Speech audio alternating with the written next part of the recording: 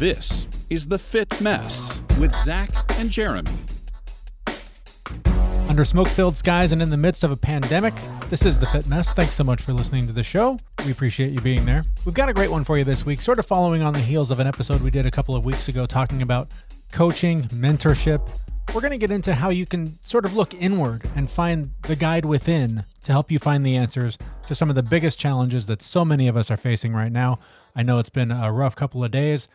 For both for Zach and for myself. And so definitely a timely episode for everything that's been going on lately. All right. So Jeremy, how you feeling? You know, it's a little rough today. The timing of this show is perfect for me as usual. We have a fascinating conversation coming up in just a few minutes with our guest, Karen McGregor. She's the author of the Tao of Influence, but it's been a rough couple of days. I think it was Saturday that I was pretty depressed. And it followed, I live in Seattle and the entire state of Washington is covered in smoke right now. So it was bad enough that we couldn't go outside because we were all going to die from the coronavirus. But now we can't go outside, even in our own yards where we've set up things to get outside and enjoy our yard. Now we can't do that because we can't breathe the smoke. So we are literally like locked in our house because we can't breathe the toxic air. This followed a night where as the smoke was rolling in, I left my house for the first time in 5 days. And I tried to go buy an air filter to clean out, the air in my house and to keep us safe for a few days. And just the whole experience was a nightmare. I'm driving down the street. There are kids out riding their bikes, which normally would be a lovely thing, but they're not wearing any masks of any kind. They're just out there being exposed to these horrible toxins that are going to destroy their lungs. There's, I'm driving down the street. There's prostitutes walking up and down the street. Also, again, no masks. So being really unsafe on lots of levels. Every store I go to completely sold out of filters, despite what it says online, despite what they say on the phone. So that was sort of the trigger. That outing was the trigger that was like, the world is on fire and nobody's acting like anything's different. Right. And that just spiraled. I went to bed. I woke up just down. I just felt trapped in my house. I still can't go outside. It's this horrible feeling of, there's so much insecurity about the election that's going on. The air is toxic. There are viruses that are out to kill us all. It just feels like the world's burning and there's nothing I can do and there's no escape. I can't drive to the beach. I can't get away from it. And you can't even change your air filter. Well, luckily I have a neighbor that hooked us up. She had one that I borrowed, but good. But the tipping point was that I went, okay, there is suffering. There is chaos. There is tragedy. Time to turn inward. If I really need to escape, turn inward, find peace in the moment, find the opportunity that is here. And so I started meditating, trying to find peace in the moment. And all I found was the world is burning. I'm surrounded by ash. I'm not okay in this moment. Normally I can take any given moment and go, you're fine. You're sitting in a chair in a warm house. You have food. You have a job, you have steady income, things are going to be fine. But in that moment, the world was burning. There's a pandemic at my front door, and the future of the nation is up for grabs. So I couldn't find peace even in my refuge, my one place where I go when I need to find peace. I only found darkness and chaos. Wow, that's pretty shitty, man. Yeah, it's a bad Saturday. I don't recommend it. You couldn't have done that on like a Wednesday and called in sick. That would have been a better approach. It's a better use of my time, really, if we're being honest. So it was tough. I struggled, and I know you had kind of a rough Saturday yourself. We chatted about it a bit off mic. Yeah, mine was a little bit different. I think mine was so I'm still doing these NAD supplements, IV drips. Yeah, and this was the day after I did a really big dose. Mm-hmm. 3 weeks after my initial doses, and it can have that impact on you to like kind of wipe you out.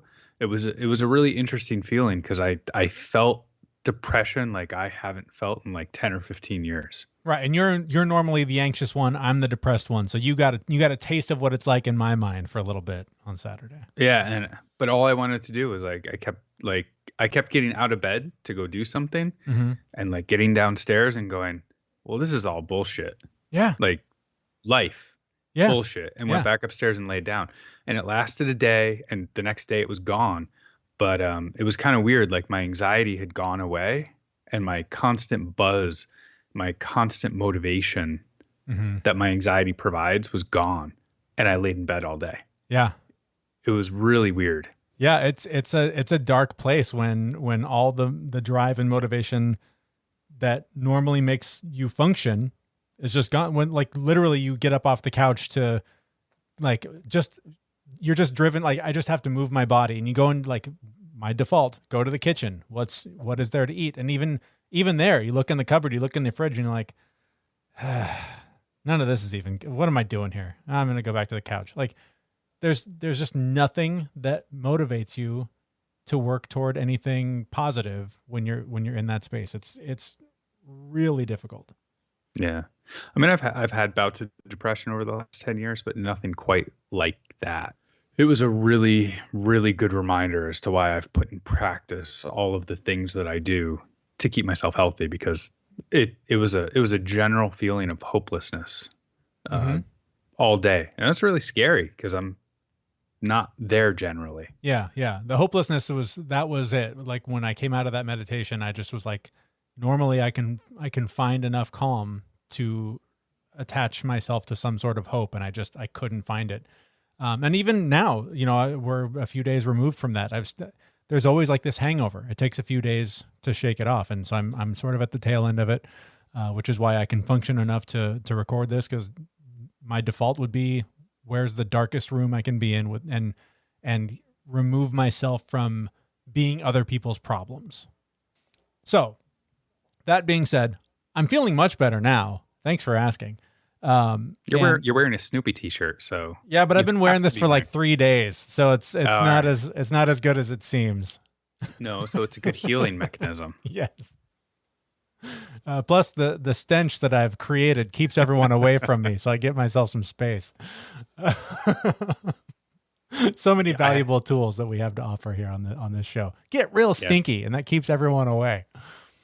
Or you just, when you're wearing your mask and you're out in public, you just cough.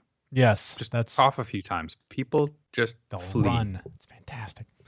But to the point of this discussion, there are a lot of things that you can do to fight off this kind of suffering. Clearly, I have not been implementing them strongly enough in recent days, which is why this is a terrific time to revisit this interview we did just a few days ago with author Karen McGregor. She is the author of The Tao of Influence.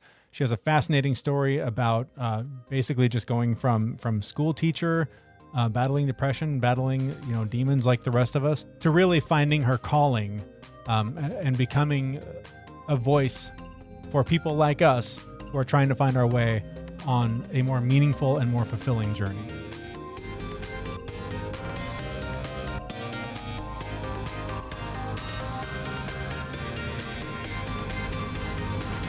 Well, I think like many people, I started as a school teacher and really passionate and excited and whatnot. And, there's these soul callings, there's these urgings that we all get.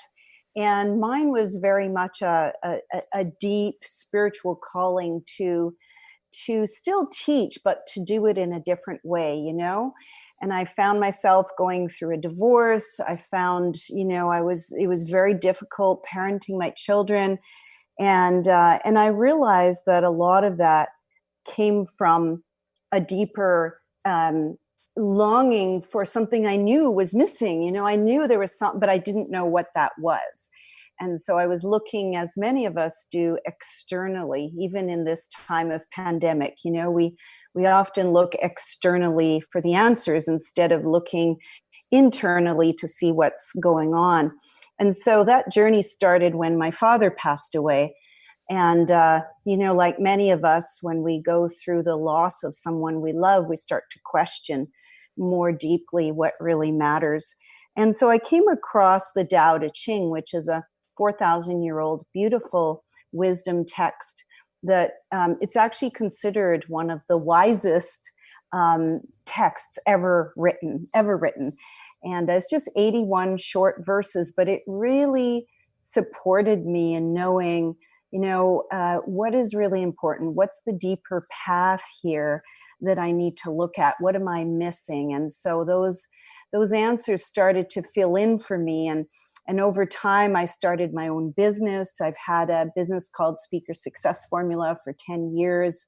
I really feel like I'm on the journey. I'm on my path. And I think a lot of the troubles that I had with my relationships, with my kids, with my marriage, much of that now has been what I call a flow, ease now. There's not so much struggle. There's not that drama and chaos anymore. And so with COVID being so much drama, so much chaos around the world, I think that, the book I've written is really a timely message for people to look deeply within and see how they can have that internal fulfillment and peace. You mentioned looking outside for fulfillment. I've spent most of my life looking for a mentor, looking for somebody to show me the path, show me the way. And so often the ones that are the most effective are the ones that teach me to listen to myself. And that I find that when I can find moments of quiet, that inner voice often is the best guide and has better advice than anyone on the outside, because someone on the outside has their own biases and their own beliefs and their own experience. And so it's easy to dismiss even the best advice. But when it comes from inside, I find that that's the stuff that really puts me on the right path. Does that sound familiar? Is that similar to what your experience was? Yeah, very much so. I was always in my head, and I always thought that I could solve any problem from my head because I considered myself to be smart. I laugh now, at the thought of that, because really the deepest wisdom is within. And so that was also a significant part of my book, was to have the courage to talk about inner guidance. In the world that I'm in teaching people to speak and to have a message on stage that really rocks the stage. It's very easy to go into the technical and go into what to do and not to do. But when I was writing my book, I really found that the deeper reasons for why people can express on stage, and this goes for all of us, the deeper reasons why we have the energy we have, why we can shift the world with what we offer, is not always the system and the how-to.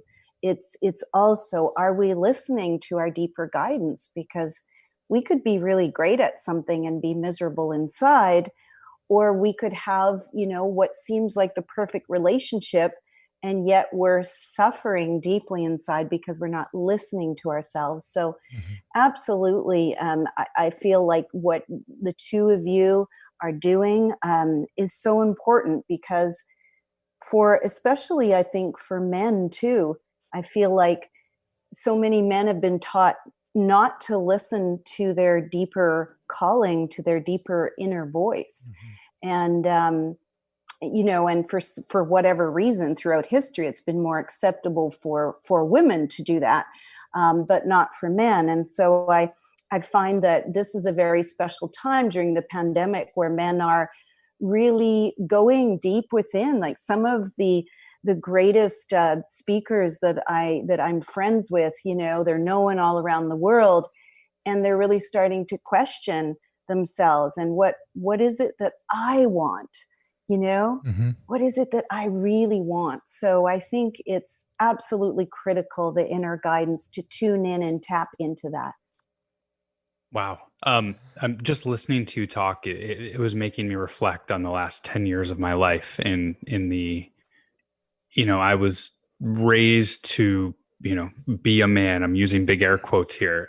If I get a scratch, just get up and rub dirt on it. And that's not who I am. And I had to fight against that my whole life. And I'm really sensitive. I'm very sensitive and emotional. And it was in the last 10 years where I really started to realize I needed to embrace that side of myself and be vulnerable. talk about my feelings, talk about my emotions.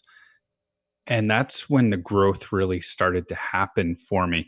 But it was never a switch. It wasn't a yesterday I was the image of what a man needs to be, and today I'm vulnerable. It was a process. It took a few years for me to get there. And I'm interested to hear your perspective on that switch for people, right? How do you go from, looking outward to all the things that are outside of your control to turning your eyes around and looking inside? It doesn't happen overnight. It takes time. So I'm just curious what your perspective is on that, and how that you've seen that happen for people, and what the aha moment has been for some people. Yes, thank you. Well, fortunately for me, it was a big wake-up call one day when I had an experience that was very powerful of the heart and of hearing guidance and also feeling it very, very powerfully. But for a lot of people who don't have that experience, they often question, is what I'm hearing inside real? Is what I'm hearing inside the real me? Is it just made up? And so I think that, Zach, one of the things we have to come to terms with is, do we believe strongly enough that we are being guided? Do we really believe that? And I think that's where it all starts, is a really firm desire to integrate that belief daily into our daily life. A lot of I know A Course in Miracles. It's another wisdom text. They often say, to get up in the morning and ask yourself, or ask, for guidance, and just ask the question, what would you have me do today? What would you have me say today? And I think that's a beautiful question to ask, because if you do it every day, it's almost as if you're giving up all of your self-proclaimed efforts to do this and that, and just really focused on, I believe at every moment in time I'm being supported and guided here. So let me take a few minutes every morning just to really focus on that. So that's one thing for sure. The other thing, and I write about this a lot in my book, is how we become very attached to certain patterns and ways of being that create particular thoughts. And of course, as both of you know, because you've studied this so much, is when we're young and we want to have our needs met. Basically, this is a very short version of what I talk about in the book, but we want to have our needs met. And when we don't have those needs met, we make up that there's something wrong with us. Mm-hmm. And each of us, based on our scenario at home and what we make that mean, try to continue to get our needs met in from then on in unhealthy ways. Mm-hmm. So as an example, somebody might decide, you know what, my home is so unstable and so chaotic that I, from now on, am going to control every aspect of my life. You're so in my head right now. I it's one of those things I know better, but it is a thing that I deal with constantly with 2 little kids and a wife and dogs and all the things. It's that, like, I want things this way. However, that is impossible given this situation. And it's incredible, but the more that I can step back and let go and just allow, and it's not like being passive and like not having a voice, not having a place for yourself in the family, but figuring out kind of how you can help steer the boat down the river rather than trying to steer it up the river. That sense of letting go really creates so much more peace whenever I can have the clarity to acknowledge it. Yeah, and what I talk about is the power patterns, Jeremy, that we get into. You know, one is very clear for me as well. I'm very much, I can take control and just tell everybody what to do. and how to do it quite easily. But the key is once you identify your patterns, it's very easy from then on to catch yourself the minute that you think it or say it.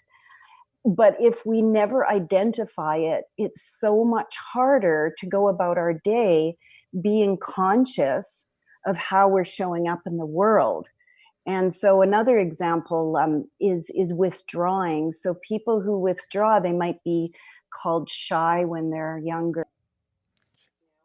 But quite often, those are, as Zach was saying earlier, those are our sensitive children who quite often in their youth, there's something that happens that causes them to say, I prefer not to engage in this, right? Mm-hmm. And quite often it is because they're sensitive and they it's just for them in that moment the best decision they can make.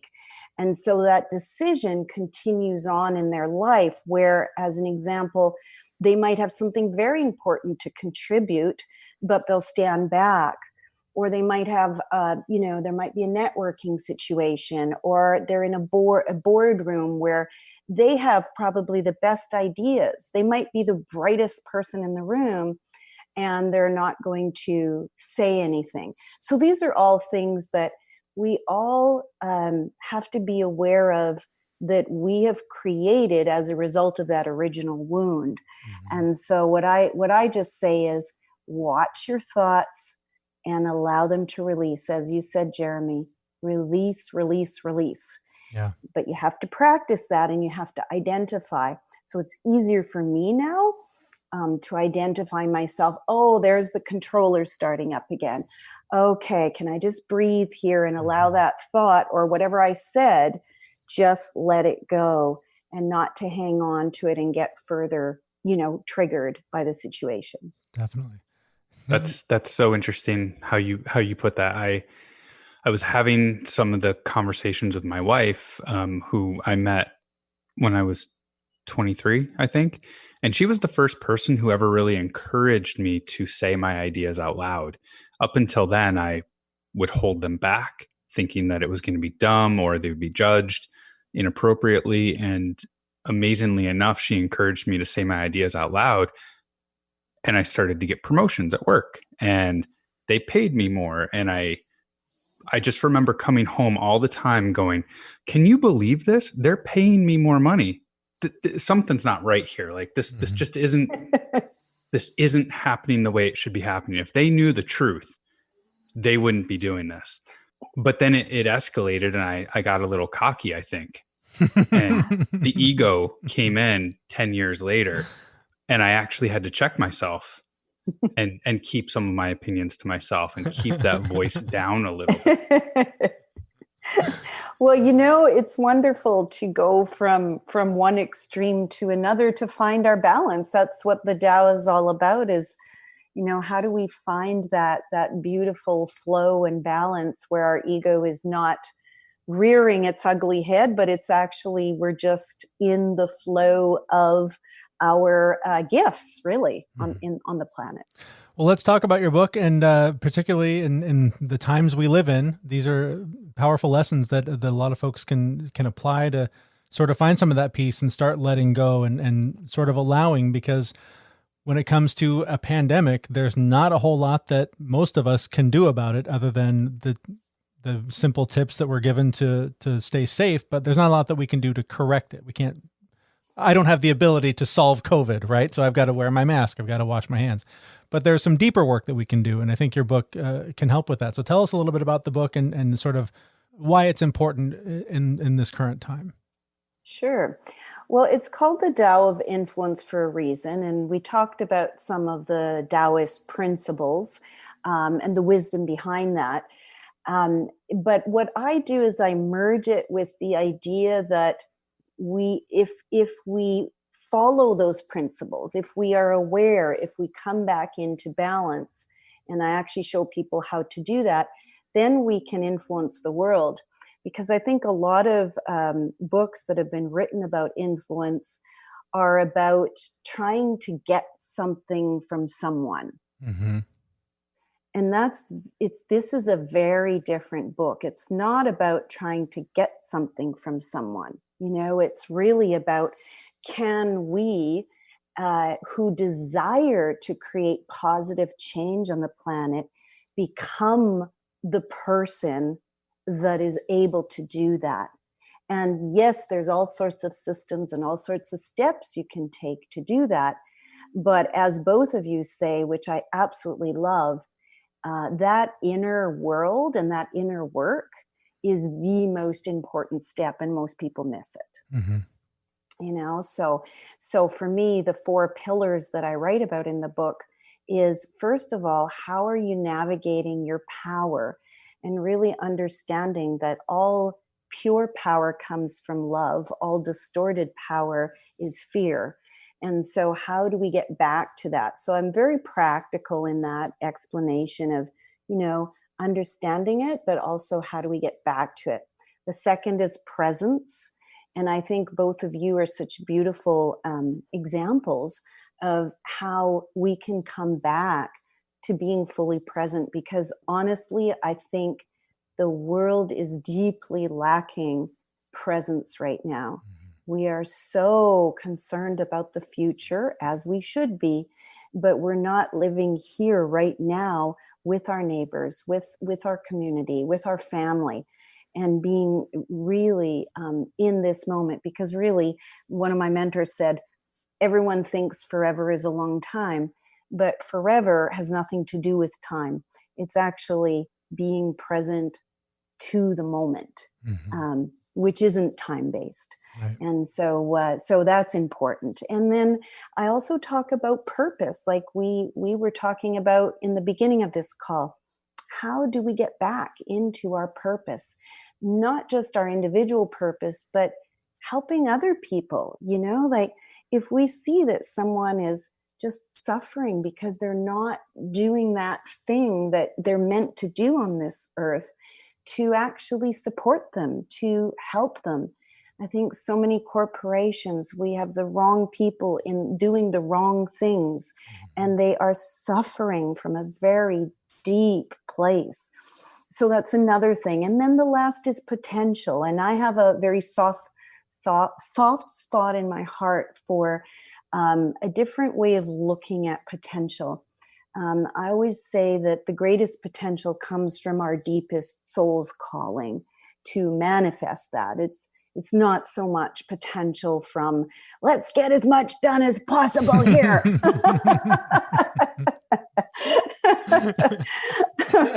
And I went to Italy. I was blessed to go to Italy last summer. And I remember, Jeremy and Zach, I remember thinking when I saw the David, Michelangelo's The David, I remember thinking, if we could all be creating things from that place of undying passion for something.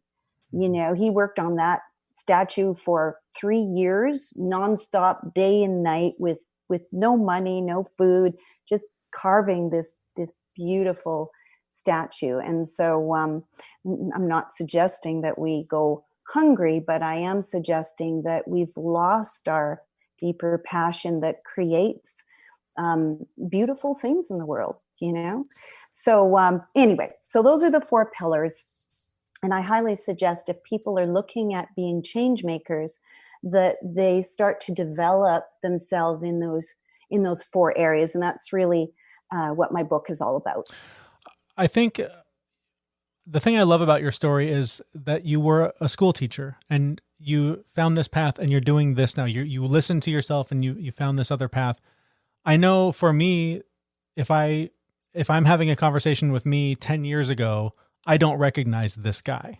And this guy seems impossible to become. It sounds like this just laundry list of, you got to eat this and work this hard and chain and sit and meditate, and just this list that's ridiculous when you write it down.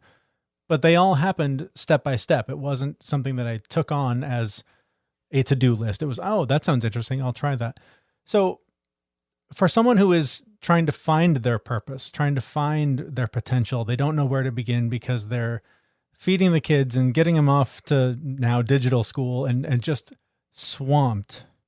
Yes. How do you make that shift? How do you find the time to listen to yourself? And how do you trust that voice? Because I've battled depression my entire life too, and both voices can get real loud. There's one that says that I'm just a worthless sack, and the other that says there's nothing I can't do, and they love to fight. And it's really hard to choose which one is the right voice sometimes. How do people start to find that purpose, that potential, and how do they trust the voice that's guiding them to make their decisions? Absolutely. So before I get into this, for anyone who wants to take this further, my website, KarenMcGregor.com, is MCGREGOR, KarenMcGregor.com. They can read about it, lots of free resources. I have a YouTube channel, all of that. But the short version for what you said is, can you make a space within your day, whether that means getting up early or staying up late, even an extra 30 minutes, is really, really vital because, back in my grandma's day, people made time to go for walks. They made time to garden. And those were the activities, those simple activities that actually allowed them to reflect and to be in their own sacred space, which we have lost, And so I think, again, it's a passionate desire for that commitment, because we can all say, well, that sounds like a good idea. But until you feel the desire strongly enough, it probably won't happen. So, if anyone's listening today and thinking, oh, I've had enough, I need that space, that could be one way. Another way is, are there times in which you could do it where you are in between things, Mm-hmm. like maybe waiting in line somewhere instead of reading your texts? Can you just go silent, go within yourself? It doesn't have to be a really long time. The other thing is around the voices in your head, because everybody I know, Jeremy, has been talking about the two voices right now. Yep. It's just so common. So I would love to address this by saying, don't believe either voice. This is very unusual, but I'm going to say this because if you believe one voice and say, yeah, I only am going to think positive thoughts from now on, then your other side will rear its ugly head and really start to compete with the one. So if you look at all thoughts as outside of you, as not part of you, but simply a thought, it doesn't identify you, it doesn't make you a good person or a bad person or a lazy person or a productive person or a successful person or unsuccessful, is simply a thought. And I know for me, this has been the most helpful because the more famous I got, the more money I had in my bank account, it was all an identifier for me. Oh, I'm this now. Mm-hmm. Oh, people see me as this now. And honest to goodness, I think my next book will be about identity because it's such a powerful driver for so many people. That's why they're miserable during COVID, because they're saying to themselves, I don't know what my identity is anymore. Well, what if we could just let go of both sides and not feed either identity? That is so interesting because so much, it is different from what I hear a lot, because so often people will say the negative voices, the ones that tell you how horrible you are, that's all coming from a place of fear, but the ones that are positive are from a place of love. And even hearing you describe it, that makes perfect sense, because so much of what's set me on the right path has been more of a feeling than a thought. It's been this just knowing, for lack of a better word, like just knowing that's the thing that I'm supposed to be doing. That's the next step I'm supposed to take. That's the person I'm supposed to talk to about this. And so you're right. It is. And because I tell my kids this all the time, to let their thoughts go and not hang on to them. and to really lead with their heart and to feel, and that will set them on the right path. So it's interesting to hear that, because so often people try to just dismiss the negative and just say, oh, just focus on the positive, because that's the truth, for lack of a better word. Yeah, I remember on my 52nd birthday, just a few months ago, everybody had something kind to say about me, and they all wanted to share, which was beautiful. Right. And it really was, but it left me feeling really empty at the end of the night. And I thought, what is going on? Why can't I feel happy and joyful and, receive the appreciation? And what I realized from a deeper level was, wow, that all fed my ego. And in the past, it would have been just another form of adding to my positive identity. Mm-hmm. Do you know what I'm saying? Yeah. And so it's wonderful to get those. I'm not suggesting that we don't give them. I think praise is super important, and it goes a long way, but it also can get us stuck on a perceived identity, which I'm not sure is always helpful. It is sometimes, right? But sometimes it can get us into trouble as well. Definitely. I'm really glad that you said all that. About probably 6 years ago, my identity was completely wrapped up in what I did for work. And I was my job. I was very good at it. And I got compliments all the time how good I was at it. And I decided to make a change. I took a risk and took a different job that was not the same job. And my identity disappeared overnight. Yeah. And that was one of the most depressing and toughest times I've ever gone through, because who I was gone, just overnight, gone. And I had to, this was when I took up yoga and went and became a yoga teacher. And I started exploring all these other things and looking inside. And that was probably one of the best things that ever happened to me, was to get rid of my identity overnight, because then I had to go find myself. Yeah. And it was a tough journey at first, but it was a wonderful journey.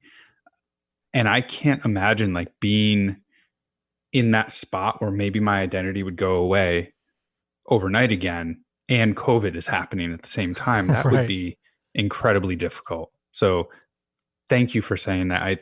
If your next book is going to be about identity, I will buy a copy before it ever comes out. Yes, definitely. Thank you. I think it's just so vital for all of us right now. We are going through transition, whether it is a career transition or a relationship transition, or just coping with, the social transition and the different ways of connecting. Everything is so different. So I do believe identity is a big, big part of, where we're shaken up. And so I hope, that these concepts that we've talked about today, that people can just think about them, but also be assured, that we're all in this boat together. And that if we use some of these concepts on a daily basis that we've been talking about today, that they can actually come through with fulfillment and grace and joy.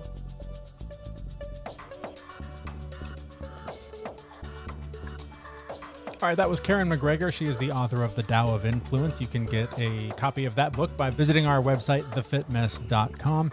And also quickly want to mention this episode brought to you by the Athletic Brewing Company. I happen to be, they released this, the Cerveza, I'm sure I'm saying that wrong, Atletica, which I've been very curious about, because to make a lighter flavor beer, like a Corona style beer as a non-alcoholic one, that seems like a challenge to me.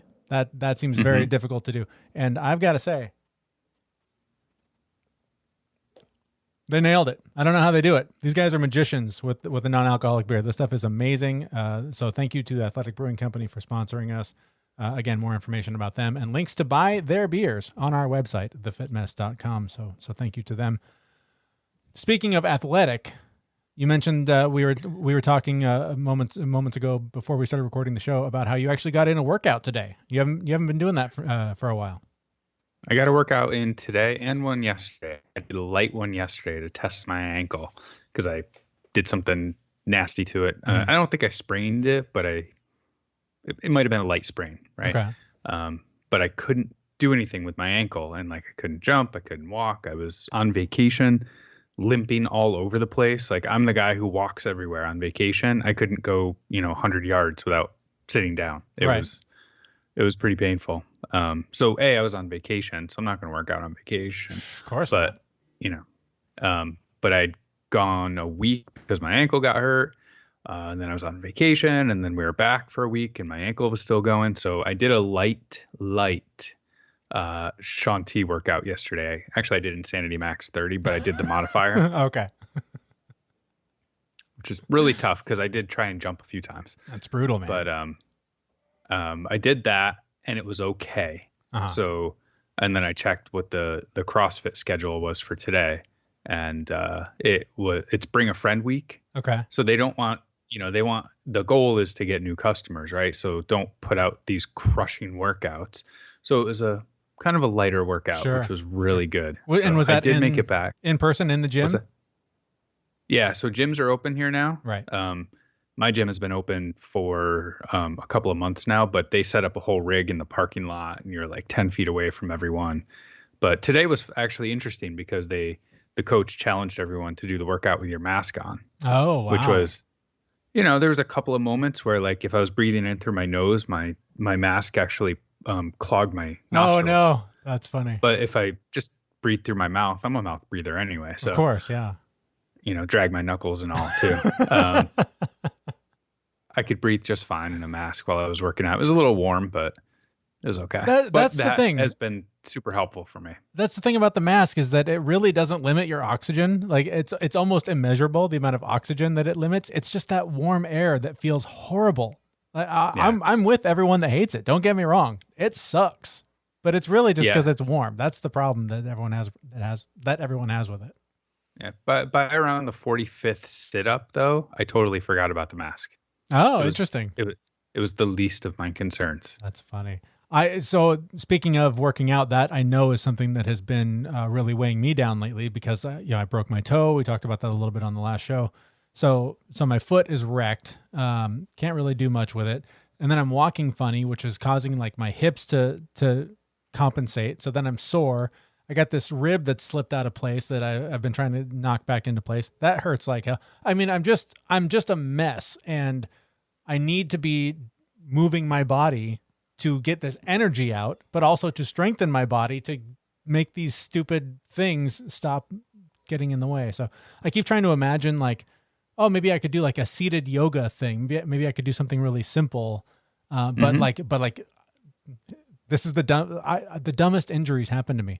I sat on a chair that didn't have very good padding for like the first few weeks of this current office configuration that I have.